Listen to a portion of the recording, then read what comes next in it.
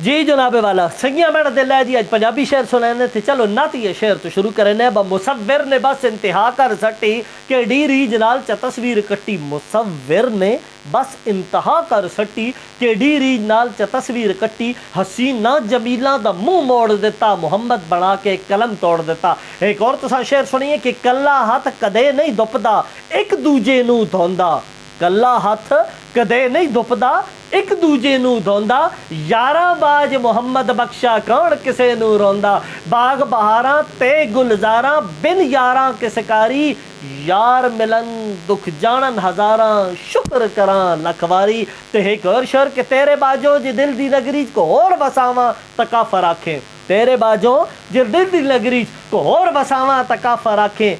सारी हयाती तैडी दहलीज तो सिर चचावा तकाफर आखे। जे प्यार मेरे विच फर्क समझे तो खंजर चावण दी लोड़ कोई नहीं। खुदा गवाहे तू अख च बदले मैं मर न जावा तकाफर आखे।